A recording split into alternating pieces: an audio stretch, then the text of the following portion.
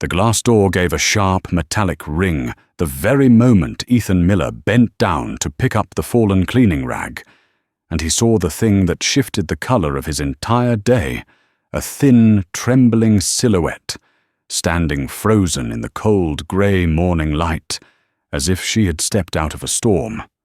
No one else in the world knew existed. Julia Hayes had returned, in the small town of Willow Creek in Oregon, where mornings were always thick with the smell of burnt coffee and old frying oil from Maple Street Diner. Ethan had grown used to repetition, the alarm screaming at 4:30, the clatter of kitchen shoes, the stack of bills waiting on the counter, like an army refusing to retreat, and the instinctive habit he could never quite explain placing a cup of hot coffee and a slice of toast at that same hidden corner table. A habit born from one reason: Julia sat there every morning. But today, as she stepped inside, her hair matted with rain, her old dark coat soaked into heavy streaks, Ethan noticed immediately that something was different in her posture, as if whatever last bit of strength she had left was barely keeping her from collapsing. The other employees glanced at her with the same practiced looks, irritation, suspicion, then apathy. They called her all kinds of names: drifter, ghost, eyesore. But for Ethan, every time he saw Julia, something inside him tightened, not pity, but a deep, unclaimed sadness that did not belong solely to either of them.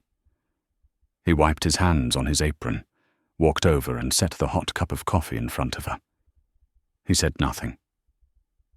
She said nothing, and that silence warmed the air between them in a way he could never fully explain. Julia lifted the cup with both hands, as if its warmth were the only thing keeping her from shattering.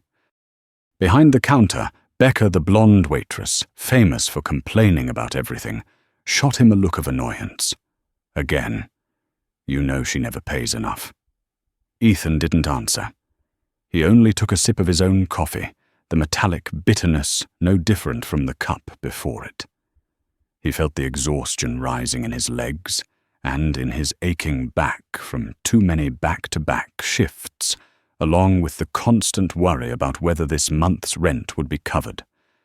And then, as part of the ritual, he had come to expect Julia reached into her coat pocket and pulled out a few old silver coins.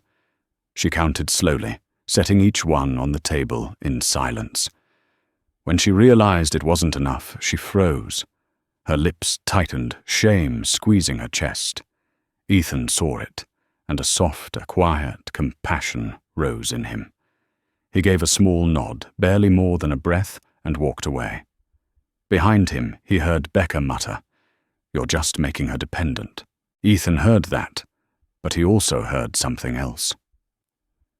Julia's faint sigh as she took her first sip, the light tremor of her spoon against the plate of toast, and the heavy thudding in his own chest, because he couldn't understand why he cared so much about someone he barely knew. The diner buzzed with its usual morning noise, dishes clattering, customers calling out orders, oil popping sharply on the stove in the back. Yet in the corner booth, time slowed.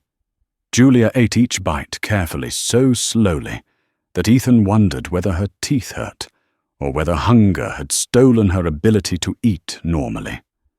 Her fingers trembled as they curled around the cup, clinging to whatever warmth they could find in the razor-cold morning. Under the washed-out neon lights, Ethan noticed for the first time what everyone else ignored beneath the disheveled appearance, were eyes both sorrowful and strangely bright, holding a story far greater than what she allowed the world to see. A story Ethan didn't yet know, but somehow sensed, had broken her all the way through. He wondered, who made her this way? What had she lost? What was she running from? And why, every morning, despite her hollow face and shaking hands, did she still choose to walk into this place, still choose that same table, still choose to face him, Julia never looked at anyone else. But when Ethan set down a fresh pot of coffee, she lifted her gaze. For a heartbeat, their eyes met. A flicker of gratitude appeared fragile but painfully genuine. It wasn't a smile, but to Ethan it was enough for him to keep brewing more coffee and placing another slice of toast on the small white plate she always accepted with both hands. The diner wasn't a place where miracles happened. Ethan's life wasn't a life blessed with luck. Yet that morning, between the faint warmth of coffee and the sound of rain tapping against the windows, something was shifting, something neither he nor Julia could recognize. Yet something fate had already quietly set in motion. And when Julia bent down to take another sip, Ethan felt with absolute clarity that this moment would not end here. This was a beginning, the beginning of a story. Neither of them could have imagined a story that would overturn everything they thought they knew about kindness, about pain, about destiny, and about the true worth of a person. A story where missing just a single heartbeat could cost everything. The next morning, before Ethan could even tie on his apron, Maple Street Diner was already packed, the espresso machine roaring as if trying to compensate for the exhaustion dragging down the whole team. Yet amid the chaos, he noticed only one thing. The familiar corner table was still empty. It was an emptiness that felt wrong, like someone had quietly removed the one brick in a silent wall he never knew he leaned on. Every time the wind rattled the door and made the bell ring, he glanced over, hoping Julia's familiar silhouette would appear. But time dragged on each minute, stretching the morning thinner. Becca noticed his constant glancing and let out a half-mocking, half-confused laugh. "Don't tell me you are actually worried about her." Ethan didn't answer, but inside him a quiet truth whispered relentlessly. Yes, he was worried. More than he had ever expected. When the clock struck 6:40, Julia finally walked in, but not as she had the day before. She nearly collapsed into the chair, her breath uneven, her hair stuck to her forehead, her coat torn with a fresh rip. Ethan left the counter, immediately placing a cup of coffee on her table before she even lifted her head. One moment of looking into those swollen red eyes was enough. Something had happened, and last night had not been an ordinary night for her. His chest tightened when he saw her hand trembling as she tried to spread butter on her toast. The knife slipped from her fingers, clattering loudly enough to make a few customers turn and stare. Julia flinched, shrinking back into her seat, as if the sound itself threatened her. Ethan picked up the knife gently. "Let me," he began, cutting the toast into small, even pieces, the same way he used to do for Noah when his boy was still in preschool. Julia watched him, her eyes wet but withholding any tears. "Thank you." Her voice nearly dissolved in the air, so soft, Ethan had to lean closer to hear it. Yet something in that fragile whisper made his heart skip.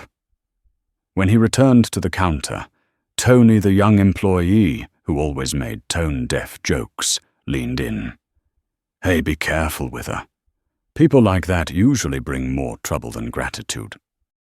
Ethan turned, and for the first time in months of working together, he gave Tony a stare sharp as steel. "You have no idea who she is." Tony backed off with a shrug, and Ethan felt his heartbeat pounding harder than it should. He didn't know why that comment angered him so deeply, but he knew one thing with absolute certainty. Julia was not trouble. She was someone who had endured far too much pain. Around 8 o'clock, the rain outside thickened. Julia remained seated, barely touching her toast after eating just 2 small bites. At moments, she rotated the coffee cup between her hands, as if its warmth were the only tether keeping her present. Ethan kept watching as he wiped down the counter. He saw her flinch whenever someone walked past, saw her curl inward when the door slammed against the frame, saw fear leaking from every tiny movement. Those signs faint, as they were painted, a story Ethan had no right to ask about, yet his heart had already begun to understand. When he approached the next table to clean, he noticed Julia writing in an old notebook. The pages were yellowed, the corners torn as though the notebook had followed her through countless nights on the street. Her handwriting was small, hurried, almost desperate. The moment Ethan stepped a little closer by accident, Julia slammed the notebook shut, her fingers gripping so tightly they turned pale. "Sorry, I didn't mean. It is fine." But the final note in her voice trembled as though she had just hidden a secret no one was allowed to see. Ethan nodded and stepped away, but his thoughts clung to that notebook, to the fearful gaze that suggested even a single sentence being read could shatter her entire world. Throughout the morning, Julia stood up only once to ask for more hot water for her coffee. When she set the cup on the counter, Ethan noticed a faint bruise on her wrist, a long, blurred mark that looked like it came from a tightened strap or someone's too forceful grip. He did not ask, but the question stabbed through his chest all the same. Who did that to her? Near 10 o'clock, the diner began to empty. Julia stood heading for the exit, and for the first time she turned back to look at Ethan. That look, it was as if she were silently asking whether anyone in this world truly cared about her. And Ethan, with a certainty he didn't speak aloud, answered her in silence. "I do." Yet when she disappeared behind the rain-streaked glass, all that remained inside him was a suffocating sense of unease. A cold instinct trailed up his spine. Julia was going through something very, very wrong.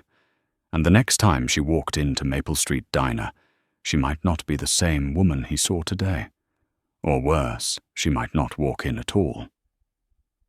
That Sunday, while Ethan took Noah to the playground, he kept scanning the street corners, the small parks, the old bus stops, hoping to see a flicker of her familiar outline. Julia never appeared, but Ethan's heart somehow had begun losing its rhythm simply because of her absence, the absence of someone whose past he didn't know, whose reasons for existing in his orbit were a mystery. He only knew that somehow Julia had become something important, and that realization scared him, because the feeling was too real, too fragile, and too close to a beginning he had never allowed himself to have again. Amid the sound of children laughing and leaves scraping across the park ground, Ethan understood a frightening truth. Julia was no longer just the woman at the corner table. She was a question fate had placed before him, a question he was not sure he was ready to answer. But fate waits for no one. And tomorrow, at that familiar corner table, that question would become a storm. The third morning of the week began with wind hissing through the pines outside the diner, dragging in a cold breath that made Ethan pull his collar tighter as he unlocked the door to Maple Street Diner. The neon lights flickered awake, but had not yet filled the room when he noticed something was wrong. Julia was already sitting at the corner table earlier than ever, her coat soaked through, and her hair plastered to her skin, even though there had been no rain. Her old knitted hat was pulled low, hiding half her face, but not the raw red in her eyes that said she had not slept at all. She sat motionless, curled in on herself, hands gripping one another, as if afraid they would slip away. Ethan walked toward her slowly, his heart skipping a beat. "When did you get here?" he asked gently, setting a cup of hot coffee in front of her. Julia did not answer at first, only reached out and wrapped both hands around the cup, as though she were a drowning person, clinging to a lifeline. "I could not sleep," she whispered. "Could you sit with me for a moment?" Ethan froze. The request was so unlike her usual guarded distance. He pulled out the chair across from her and sat down immediately, sensing the quick, shallow breaths she struggled to control, as if each inhale hurt. The diner was still empty, only the two of them, the slow tick of the wall clock, and the reluctant hum of the espresso machine filling the silence. "Did something happen?" he asked, even though he knew she might not answer. Julia stared out the window for a long time, her breath fogging the cold glass. "Have you ever felt like you are running from your own life?" she murmured. Ethan did not know how to respond at first. He thought of unpaid bills of dreams, sagging like deflated balloons of nights spent listening to Noah's coughs echo through their freezing apartment.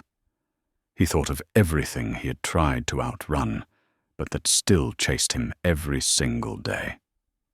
"Yes," he said quietly. "Running forever is exhausting." Julia let out a small laugh that sounded more like a broken sob. "I know." A customer walked in the doorbell, chiming sharply, and Julia jolted so violently the coffee sloshed over the rim of her cup. Ethan noticed every reaction, and he finally understood that Julia was not simply tired. She was afraid. Deeply, instinctively, desperately afraid. When he stood to serve the new customer, he glanced back and saw Julia pull out her old notebook. She opened to a blank page, but instead of writing, she pressed the pen so hard against the paper that it scratched through the surface. At her feet, a faint trail of moisture streaked across the floor. Not rainwater, but the mark of shoes soaked with frost and night. She looked at the toast he had placed before her, but did not touch it. She pressed her fingers to her temple eyes closed, exposing a light bruise along her cheekbone. Ethan saw it, and his pupils tightened. "Julia," he said softly but firmly, "who did this to you?" Julia lifted her gaze and met his. In her eyes he saw fear, yes, but also something even more unbearable, a longing to be believed without being pitied. "No one," she forced a smile. "I just fell." Ethan didn't believe her, but she had already shut the door inside herself, just as she always did whenever he got too close to the truth. By 8 o'clock, the diner was full. Julia sat in her corner, small and fragile, amid the laughter and the clatter of cutlery. Ethan kept her within sight at all times. Whenever a man in a suit walked in, she lowered her head and clutched the sleeve of her coat, as if hiding from someone who might call her name. By the third time it happened, Ethan could not stay silent. "If someone is bothering you, you can tell me," he said. Julia froze. Her eyes flooded with a chaotic panic, as if she expected a hand to land on her shoulder at any second.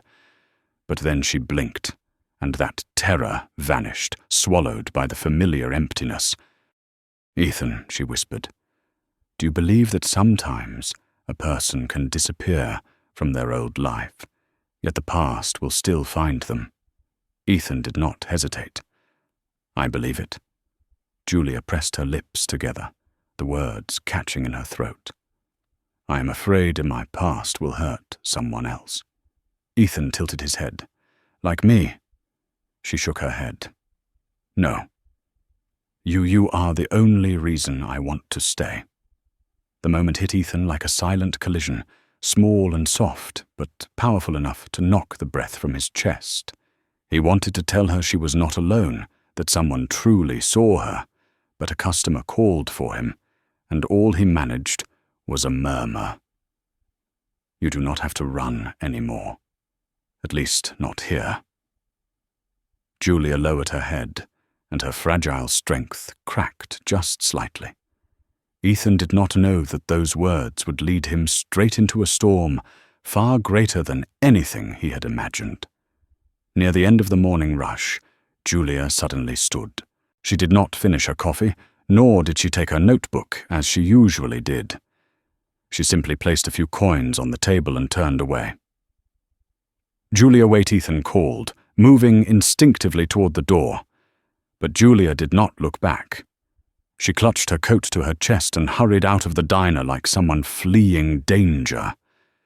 Ethan stood there staring at the trembling door, an overwhelming dread tightening around his ribs. Something was truly wrong. He knew it with the same certainty he knew his own reflection, and that dread sharpened like an icy needle when he went to clean her table. Beneath the still warm cup lay a small scrap of paper that must have slipped from her notebook. Ethan picked it up, unfolded it, and felt his heart freeze. The handwriting was shaky, slanted, as if written in darkness. "I cannot disappear again. But if something happens, please know your kindness saved me more than you will ever understand. Signed, J." Ethan gripped the note, his breath unsteady. This was not a goodbye. This was a plea. And he understood that everything was only just beginning. Tomorrow, if Julia did not return, Ethan knew exactly what he would have to do. He would have to step into the life Julia had tried so hard to hide, even if that life was made of shadows, danger, and truths capable of changing everything. The next morning, Ethan walked into Maple Street Diner with a heaviness pressing against his chest, as if someone had quietly set a stone upon it. It was not the cold nor the lack of sleep, but the sight of that hidden corner table, the one where Julia always sat, sitting empty in a way that made the air around it feel colder than the rest of the diner. One chair was pushed out of place, as if someone had once risen in haste, but Ethan knew the harsher truth today. Julia did not come. He said nothing to anyone. He simply turned on the espresso machine, prepared a slice of toast out of habit, and set both on the familiar spot, even though the chair across from him reflected only his own shadow in the fogged window. Becca noticed and shook her head, her voice dripping with mockery. "Ethan, you know she is not coming back. People like that, they go wherever the wind blows." Ethan stayed silent, but inside him, a small, quiet anger sparked like a glowing ember. He did not understand why he reacted so strongly, only that every careless word spoken about Julia felt like a scratch across his ribs. By 8 o'clock, the diner was nearly full, yet Ethan still looked toward the door each time the bell rang. Each time it opened, he hoped, and each time the hope sank when the person stepping in was just another stranger. Julia did not come. The coffee cooled, the toast dried. The clinking of spoons and the customers' laughter could not erase the hollow ache gnawing at him second by second. During his mid-shift break, Ethan sat in Julia's usual seat, wrapping both hands around a cold cup of coffee. He stared through the window, where the dull winter light smeared across the wet pavement. He wondered, where is Julia? Is she safe? Is she cold? Is she sitting in some other corner, in some other diner, waiting for someone to notice she is missing? And the most frightening question of all, is she still alive, Ethan? Tony's voice snapped him back to reality. You should not stress over a stranger. She is just... Tony did not finish. Ethan shot to his feet so fast the chair screeched across the floor. Enough, he said, his voice low and strained. She is not disposable. Tony fell silent, and Becca stared wide-eyed, not used to seeing Ethan lose his composure. But Ethan no longer cared. Deep inside, a truth was taking shape. Julia was no longer just the woman at the corner table. She had become someone whose absence left a missing piece in his world. That afternoon, once his shift ended, Ethan did not go home right away. He pulled on his coat, wrapped his scarf, and stepped into the freezing air with a single resolve: he would find Julia, no matter what it took. Willow Creek was small, but its shadows were many old alleys, deserted bus stops, forgotten corners. Ethan started at the park where he often took Noah. The wooden benches were wet and empty. The small hill behind the playground held no footprints. He looked around once, calling her name silently in his mind, as if wanting alone could summon her. Nothing. He moved on to bus stops where people often sheltered when they had nowhere else to go. A few figures huddled under metal awnings, some asleep, some staring blankly into nothingness. But none of them were Julia. As the sky dimmed, the cold bit into his cheeks like tiny blades. Still he walked. He asked several shop owners in the neighborhood, giving a simple description: a thin woman, messy hair, always carrying a small notebook. Most shook their heads. But one newspaper vendor said he had seen a woman like that sitting on the library steps the night before, looking as though she might faint, until a delivery truck pulled up and blocked his view. When it moved, she was gone. It was little information, yet enough to tighten Ethan's chest painfully. Noah was waiting at home. When night finally fell, Ethan had no choice but to turn back, each step heavier than the last.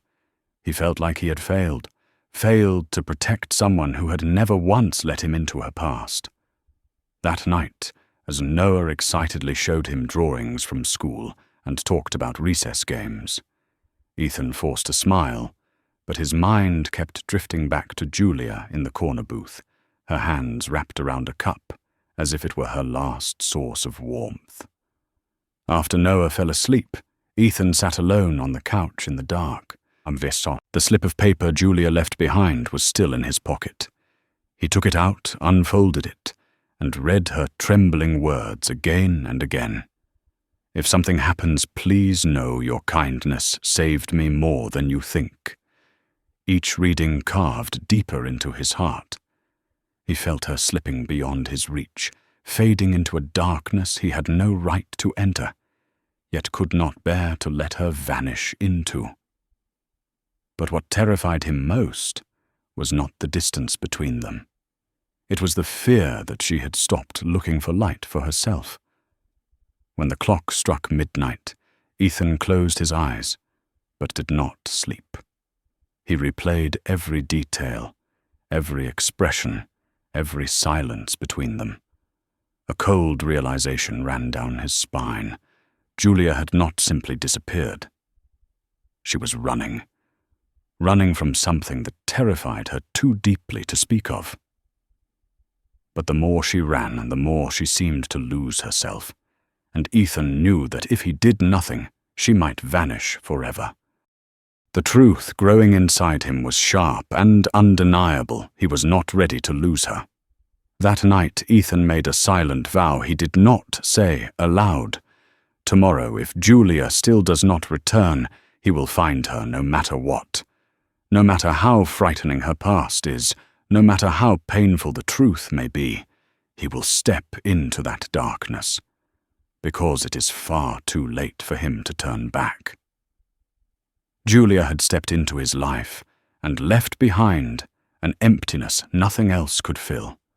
And tomorrow, Ethan would face something he never imagined. The silence of that corner table would only be the beginning of the greatest storm of his life. On the 6th morning, Ethan walked into Maple Street Diner with the heavy feeling that the night before had never actually ended. His eyes were dark with exhaustion, his mind spinning with the worst possibilities, the ones he kept trying to dismiss, but could not shake free from. He unlocked the door, turned on the lights, wiped down the counter out of habit, yet his gaze remained fixed on the empty corner table. A quiet hollowness tightened around his chest, as if what was missing there was not just a customer, but a piece of his own life. But just as he set a cup of coffee on the counter to prepare the portion for the one who never came, the bell over the door chimed softly. Ethan turned, and everything inside him froze. Julia stood in the doorway, but not the Julia he knew. This was a frail, hollow version of her, her cheeks sunken, dark, bruised circles carved beneath her eyes, erasing every trace of the woman he remembered. Her old coat hung loosely on her body because she had lost a frightening amount of weight. Even the way she stepped inside was different, no longer cautious or quiet, but unsteady, as if her legs had forgotten how to hold her upright. Julia looked around the diner, her gaze empty and lost like a child searching for a mother who never arrived. When her eyes found Ethan, they softened for the briefest moment, only to collapse back into raw exhaustion and despair. Ethan stepped toward her, the cleaning cloth slipping from his hand without him noticing. "Julia," he whispered, his voice cracking despite his effort to stay composed. She did not answer, only nodded faintly, with her head lowered, as if trying to hide whatever fear still clung to her skin from the night before. Ethan pulled out a chair for her. Julia sat slowly, her movements shaky, as if she had just escaped hours of bone-deep cold. Ethan brought her a cup of coffee. Julia held it immediately, both hands gripping the warmth like she needed it to reach her heart. Ethan noticed her broken nails, the scratches on her hands, the faint bruises dotting her skin. He sat down beside her table. "Are you all right?" Julia shook her head, her lips trembling as if trying to hold back something that wanted to break free. "I do not know," she whispered. "I just knew I had to come here." Ethan said nothing. He did not ask, though. 100 questions threatened to burst inside him. Julia lifted the cup toward her lips, but instead of drinking, she pressed it gently against her cheek, as if needing proof that warmth still existed in the world. Ethan wanted to reach out to do something, anything, but the fear in Julia's eyes stopped him. This was not the moment to push her, not the moment to force her to face something she could barely breathe through. Becca glanced over Reddy with another snide remark, but Ethan gave her a single look, and for the first time she fell silent. Julia stayed until the diner was nearly empty. She drank only half the coffee and never touched the toast. Her eyes kept drifting toward the door, terrified that anyone walking in could be the person she was running from. When Ethan brought her more hot water, he saw Julia writing in her old notebook. But what made him freeze was not that she was writing, but the tears were falling onto the page, soaking through the trembling lines. Ethan set the cup down, gently, afraid to startle her. "Julia, if something is happening, you can tell me." Julia clutched the notebook, shaking so hard the paper crumpled in her hands. "Ethan," she said, her voice locked tight with fear, "you do not understand." Ethan didn't pull back. He simply waited, his gaze softening with patience. "Then help me understand." Julia closed her eyes, trying to breathe, but her breath broke into a helpless sob. A tear slid down the table, leaving a trail as if nothing could hold it in any longer. "There are things," she said, her voice fractured, "that once they happen, you cannot go back." Ethan felt the shift the moment she wanted to speak, but her fear was bigger than her trust, and he knew she was fighting a silent war against a darkness she believed no one could pull her from. "Julia," he said, voice steady and more sincere than ever, "whatever it is, you do not have to face it alone." But Julia shook her head hard, her eyes filling even more. Ethan, you do not understand. If I stay near someone too long, they get dragged into my mess. And I do not want that for you." Ethan leaned forward, lowering his voice, each word as deliberate as a vow. "You're not dragging me anywhere. I am choosing to step in." More tears fell. She bit her lip, as if punishing herself for letting anyone care. "I am not worth caring about." She breathed. Ethan met her gaze without wavering. "You are worth it. More than you know." In that moment, Julia broke, not with loud sobs, but with the quiet collapse of someone who had held on for too long. She covered her face with her hands, her whole body trembling. Ethan wanted to pull her into his arms, but instead he placed his hand on the edge of the table, close enough for her to feel his presence, far enough not to overwhelm her. When her sobs faded into shaky breaths, Julia lifted her head. Her eyes were swollen, and her voice was raw. "Thank you for still leaving the coffee on the table, even when I did not come." Ethan could not answer. All he could do was look into the eyes, desperately holding on to the smallest thread of hope, and silently promise himself he would not let her disappear again. But he did not yet know the truth. The real storm was only beginning. Julia would disappear again. And when she did, the people who stepped into the diner would not be Julia, but the ones carrying a truth powerful enough to shatter Ethan's life. But right here, in this fragile moment, with Julia sitting before him, like wet paper ready to tear, Ethan knew only one thing. He would find her, no matter what it took.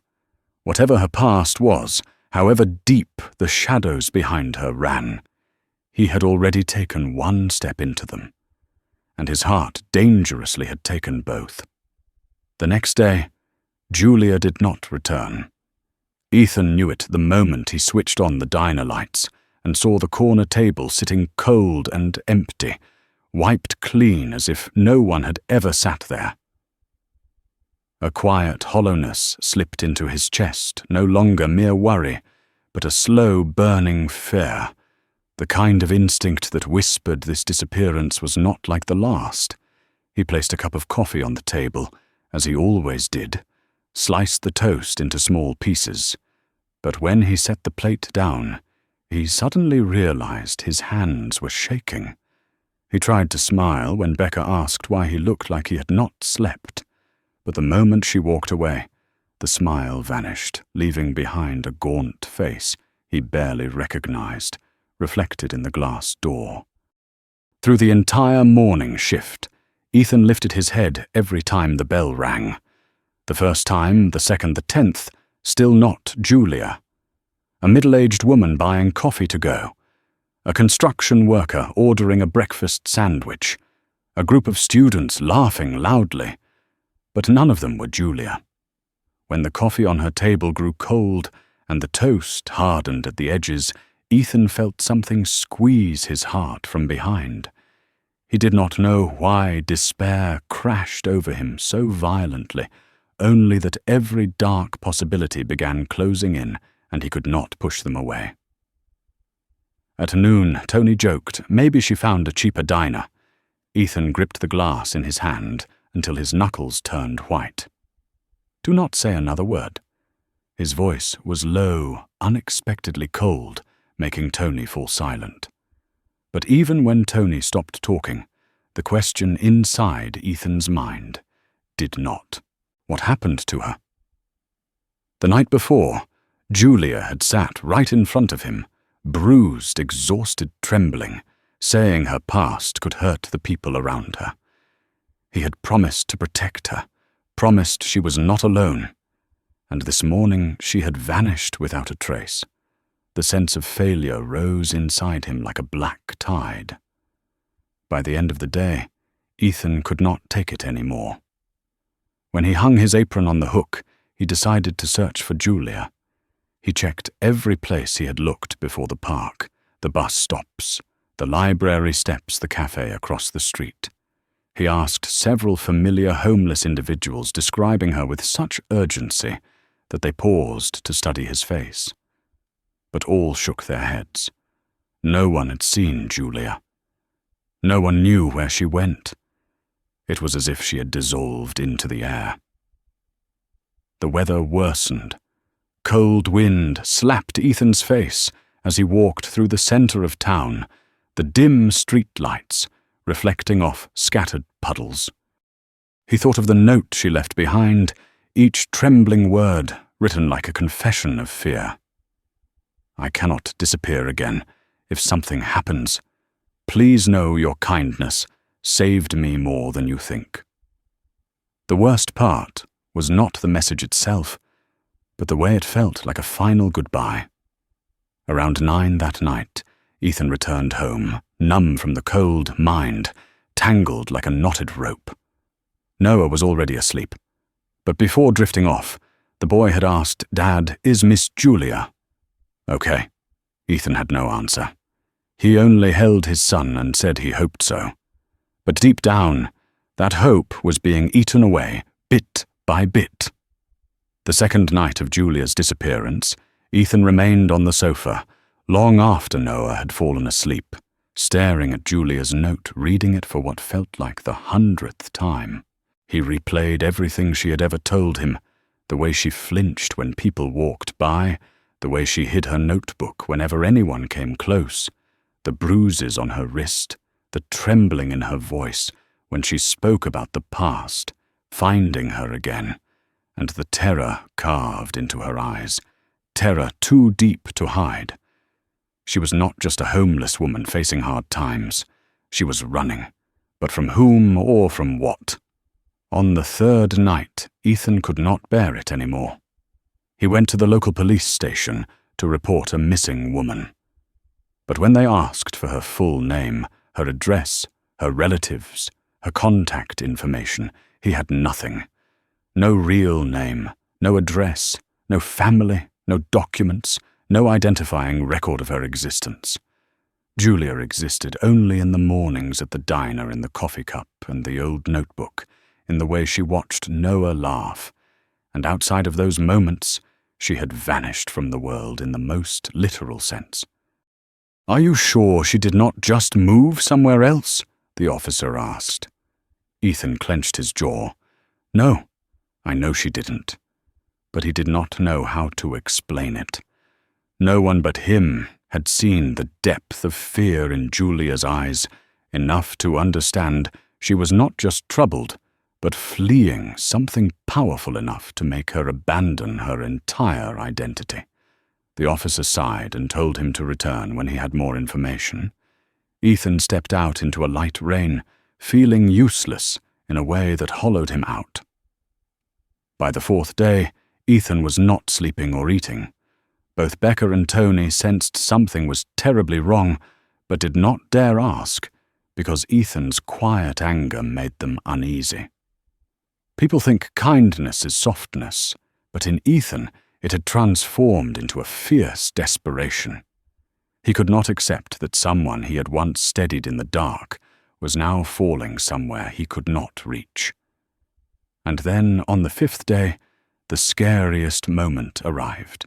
Ethan had barely finished wiping down the counter when Noah tugged his sleeve and asked, "Dad, is Miss Julia still alive?" The question was too direct, too real. Ethan froze. He pulled his son close and whispered, "I do not know, Noah, but I will find out."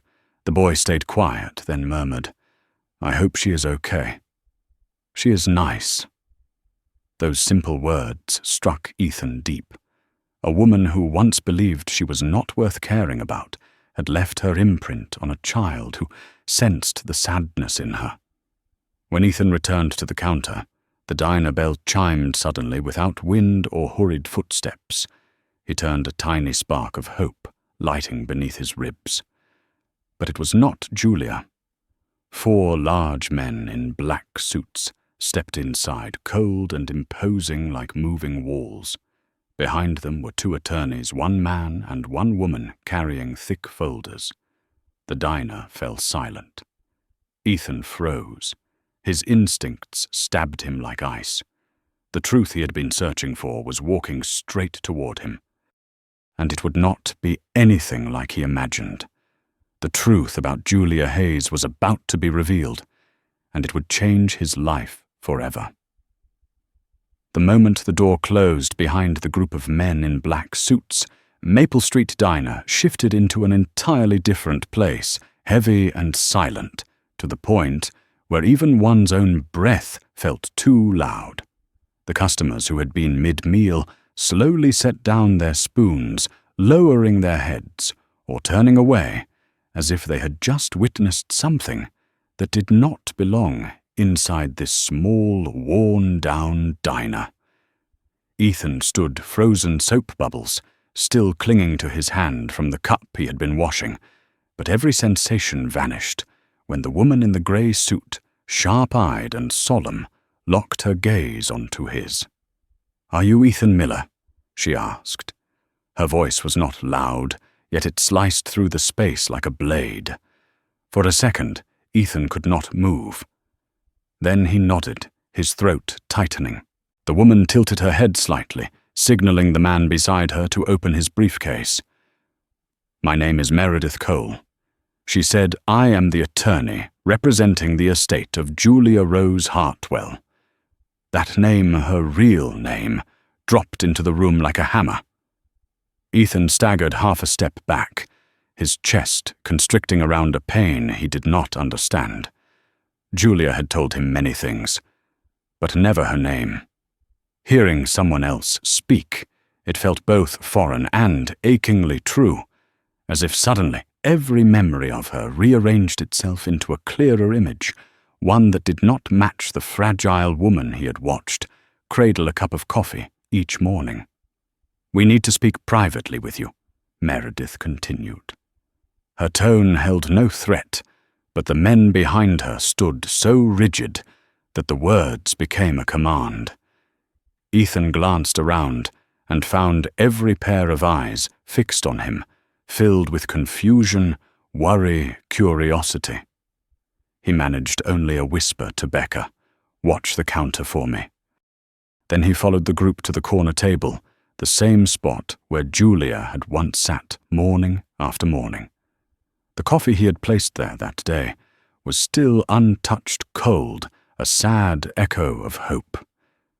When Ethan sat down, his heartbeat pounded so hard he thought others might hear it. Meredith opened the briefcase and pulled out a thick envelope sealed with red wax. The faint scent of aging paper drifted through the air. It reminded Ethan instantly of the notebook Julia always carried. "Before you read what is inside," Meredith said, as she slid the envelope toward him, "I need to inform you of something." Ethan swallowed hard, bracing himself, as fear rose within him like a dark tide. Julia Rose Hartwell passed away 3 days ago. The entire diner seemed to lose all sound at once.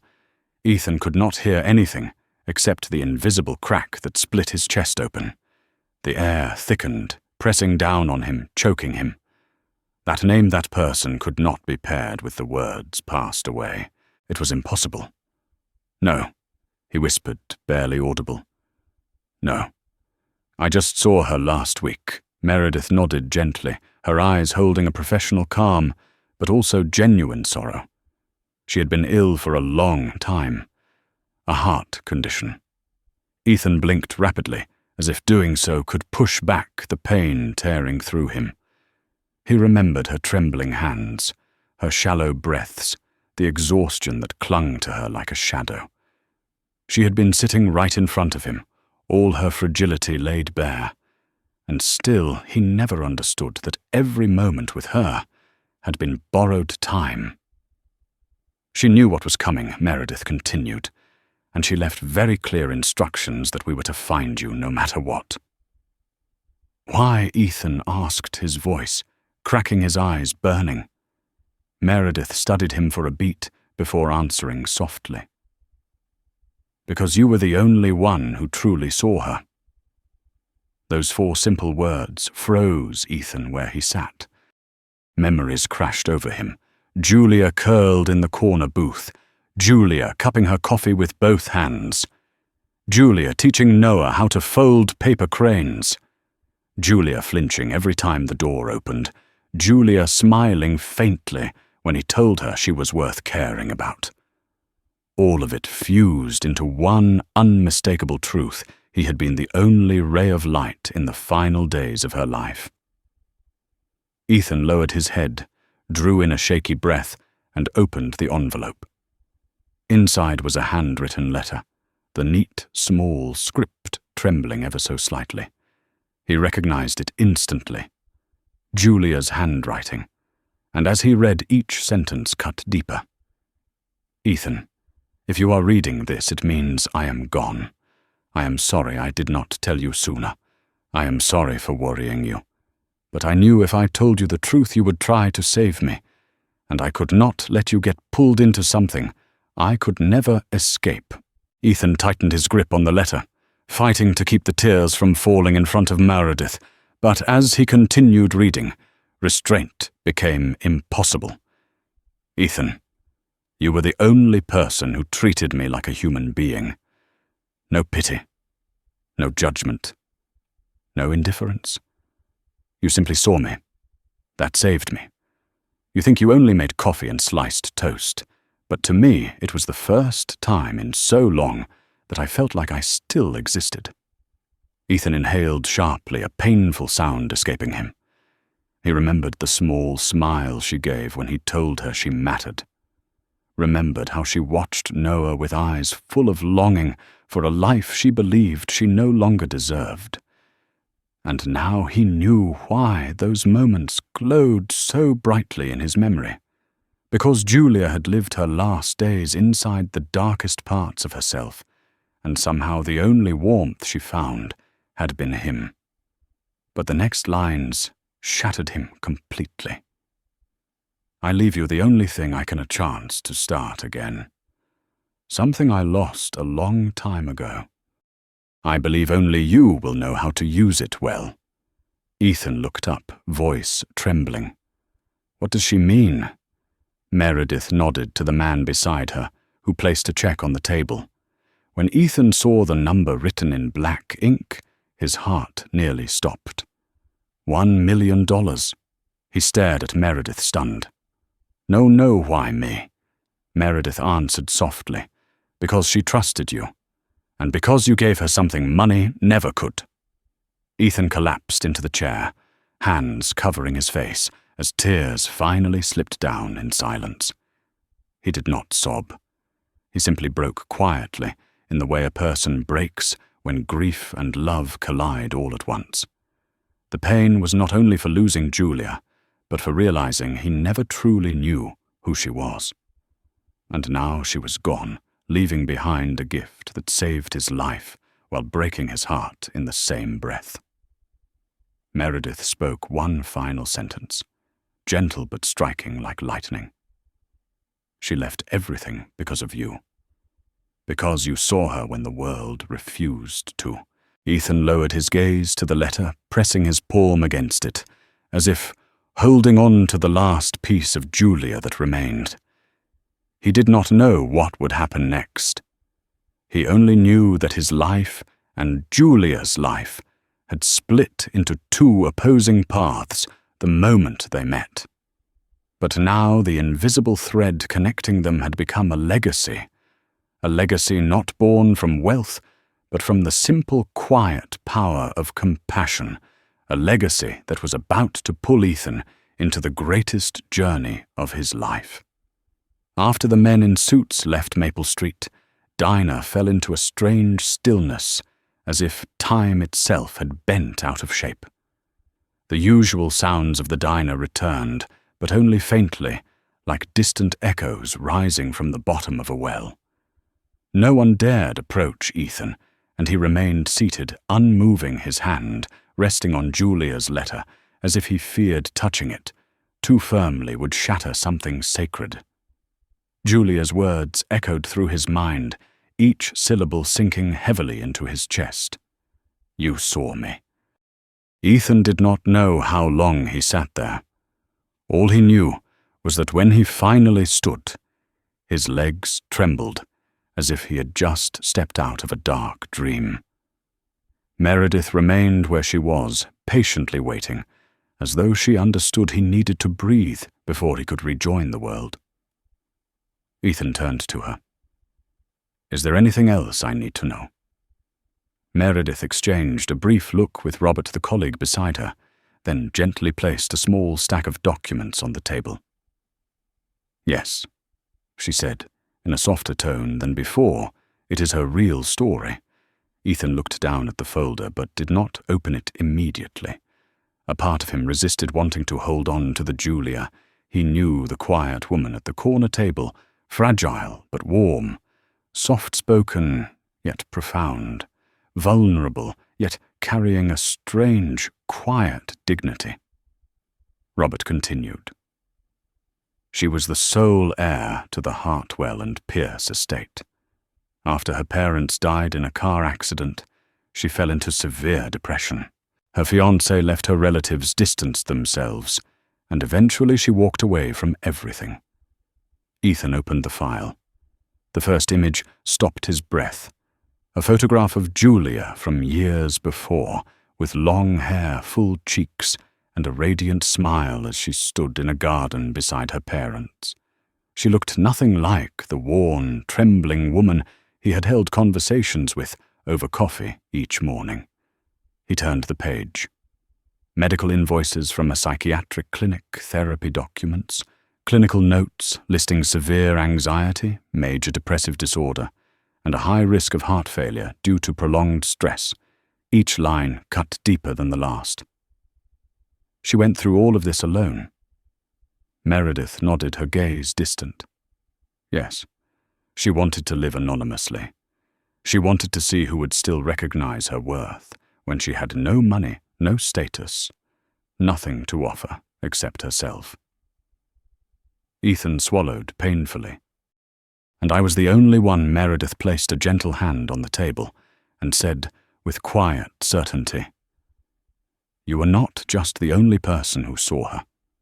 You were the only person who made her feel she still existed." Ethan stepped back half a pace, as though the words had physically pushed him backward. He remembered Julia's trembling hands around a cup of coffee, the warmth in her eyes, when she watched Noah laugh, her small, rare smiles, the deep questions she asked, as if testing whether kindness still existed in the world. And he realized something that made his heart squeeze tight. Julia had not come to the diner for food. She had come for a reason to keep living. Meredith took out a second envelope. And this. She left one final instruction. Ethan opened it. Inside was a small card with familiar handwriting. "If you want to understand why I chose you, go to the only place I ever felt safe, Willow Bridge." Ethan knew instantly where that was, the small bridge on the west side of town where he often took Noah to watch the sunset. He had once seen a lone figure sitting there on a rainy evening, but never approached, thinking it was only his imagination. Now he knew it had been Julia searching for a corner of the world where the pain could not reach her. He inhaled deeply, tucked the letter into his pocket, and turned back to Meredith. "What did she want me to do with the money? It is written in the letter." Meredith replied. "She believed you would know what to do." Ethan let out a hollow laugh. "I'm just a man who makes coffee." Meredith looked at him kindly, yet sharply. "No, Ethan, you are the man who, in the lowest moment of her life, treated her like a human being." The words struck him hard. Robert added, "And sometimes people like that are the ones who change everything for someone else." Ethan bowed his head, tears falling onto his fingers as he clutched the card like the final thread tying him to the woman he had lost. When the lawyers left, the diner returned to its familiar noise, yet it no longer felt like the same place. The air lacked the quiet warmth of the woman who had always occupied the corner of the room without drawing attention. Becca approached him hesitantly. "Ethan, that girl, is she really?" Ethan nodded, barely managing to speak. "She's gone." Becca said nothing more. She simply placed a hand on his shoulder before stepping back, leaving him alone with his grief.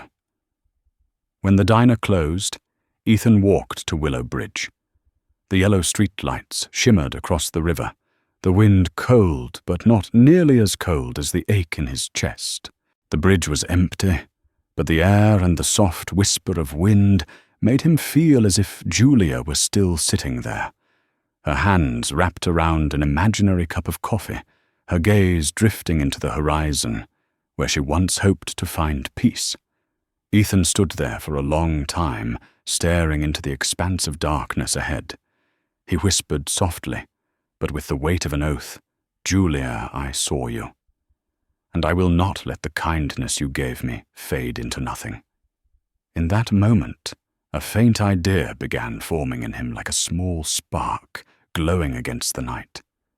Something he could not yet name, but something he knew would change many lives, not just his own. Because Julia had left him her final legacy, the belief that a single act of kindness could save a soul. And now it was Ethan's turn to do that for someone else. That night, Ethan returned to the small apartment, feeling as though he had stepped into an entirely different life. Noah was already asleep, curled beneath his blanket like a small kitten, and the room was so quiet he could hear the faint ticking of the clock.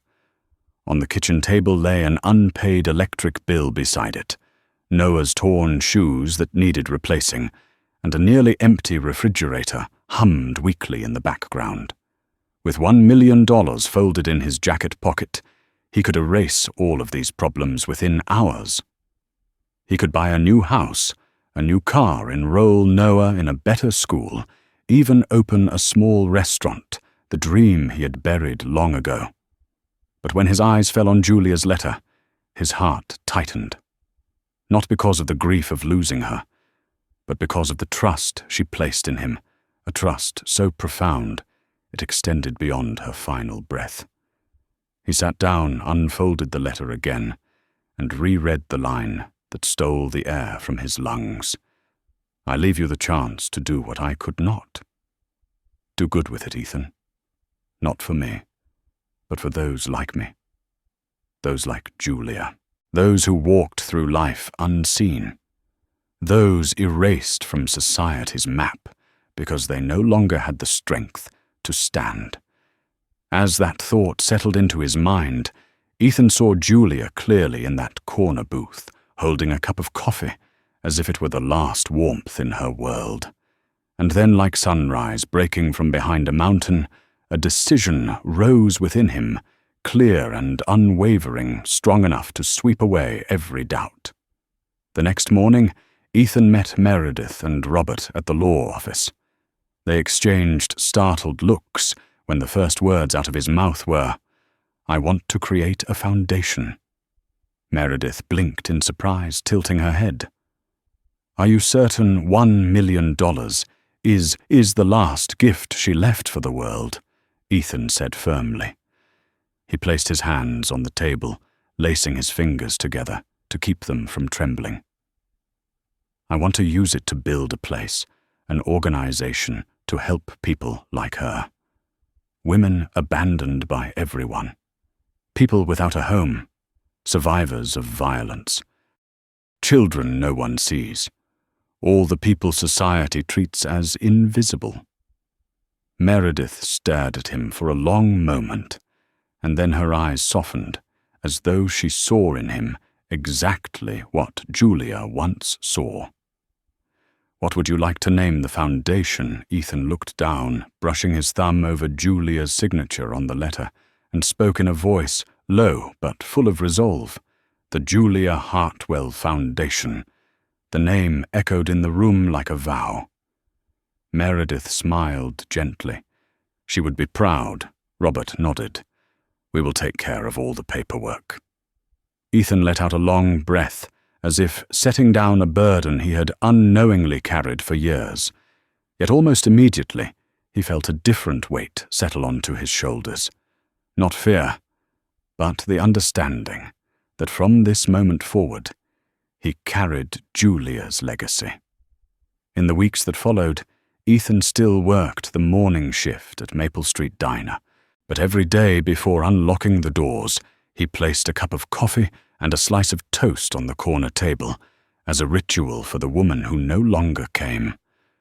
No one touched them. No one asked. But each time he looked at the table, he thought of all the people out there waiting to be seen, the same way he once saw Julia. One evening, Noah asked Dad, "Will the foundation really help people like Miss Julia?" Ethan brushed his son's hair, gently smiling, with eyes that glistened. "Yes, son. I want to help the people no one else notices. I want them to know they matter." Noah nodded thoughtfully, then said something that tightened Ethan's throat. "Miss Julia told me once that the saddest people are the ones who need love the most." Ethan pulled his child into his arms, feeling the small warmth like a reminder of everything Julia had left behind. She had given far more than a check. She had given Hope the belief that kindness was never a small thing. And as night fell and the streetlights reflected across the window, Ethan saw his future clearly. Not a future of wealth or personal triumph, but a future dedicated to finishing the story Julia never got to complete. With the same hands that once sliced toast for her, he would build a place that helped others rise again. And in his heart, even though Julia was gone, she still sat at that corner table, offering a soft smile and a quiet nod, as if she were finally seen, finally understood, and finally loved in the way she always deserved. One late winter morning, when the sky was covered in a thin veil of mist, and the pines outside Maple Street Diner swayed softly in the wind, Ethan finally decided to do what he had not found the courage to face for days: visit the place where Julia now rested. He bundled Noah into a thick coat, carried a thermos of coffee, and packed a small paper bag with slices of toast, cut exactly the way he used to place them before her every morning. Father and son drove to Willow Creek Cemetery, where rows of headstones lay quietly beneath the pale grey light. The Hartwell family plot rested on a small hillside, surrounded by tall cypress trees. Though Julia had lived like someone forgotten by the world, her resting place was dignified and beautiful, as if her family had tried to restore a fraction of the honor she had lost in her final years. Ethan walked slowly Noah, holding tightly to his hand, until they stopped before a white marble headstone engraved with the words, "Julia Rose, Hartwell, beloved daughter, beloved soul." There was no photo, only 2 simple lines yet. To Ethan, they were enough to constrict his heart. He knelt, placing the thermos of coffee and the bag of toast on the damp grass. "Dad, you did that because she liked it, right?" Noah asked softly. Ethan nodded. Yes. It was the one thing that helped her feel warm. The boy stared at the headstone for a moment, then whispered, "Is she still sad now?" Ethan gave a faint, bittersweet smile and brushed his son's hair. "I think she is not sad anymore." He pressed his hand to the cold stone. But in that stillness, he felt something unexpected, not the crushing grief of the past days, but a quiet, fragile softness, as though, somewhere beyond this world, Julia had finally found the peace she had spent her whole life searching for a place where she no longer had to run.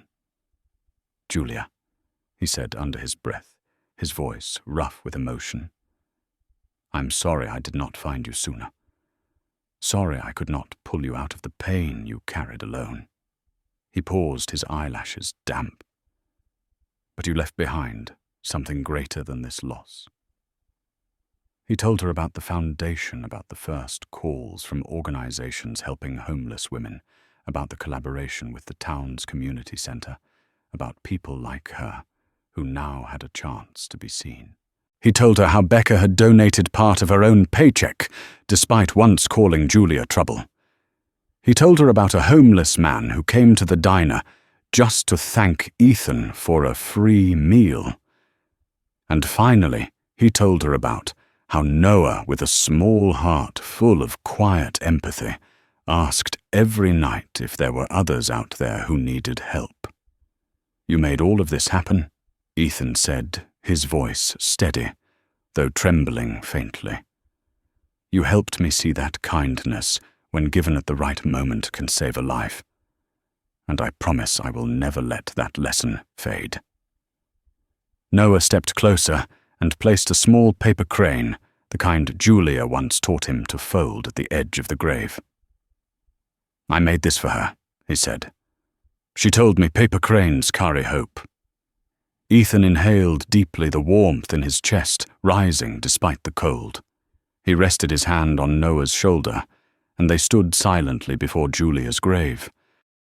There were no tears, only a gentle peace, as if her presence lingered there, faint but real, like the first ray of morning sunlight cutting through thick fog. As they turned to leave, Ethan glanced back one last time. In that moment, he imagined Julia sitting at the corner table of the diner, offering one of those rare, delicate smiles she saved for mornings when she allowed herself a flicker of ease. A smile no longer burdened by sadness, but filled with gratitude. Ethan walked down the small slope of the cemetery with lighter steps and fuller breaths. On the pale grey sky above them, the first threads of sunlight began slipping across the valley, like a reminder that every ending, no matter how painful, carries within it the seed of a beginning. And this beginning was Ethan's, a path lit by the very wounds that had once consumed Julia, because sometimes the greatest legacy a person leaves behind is not money or reputation or power, but the way they change how someone sees the world and how they see themselves with a warmer, wider, braver heart. Ethan squeezed Noah's hand and kept walking. At the top of the hill, the steam still curled from the thermos of coffee. The slice of toast he placed on the grass remained untouched, a final offering to a soul who once believed she was invisible. But to Ethan, Julia was never invisible.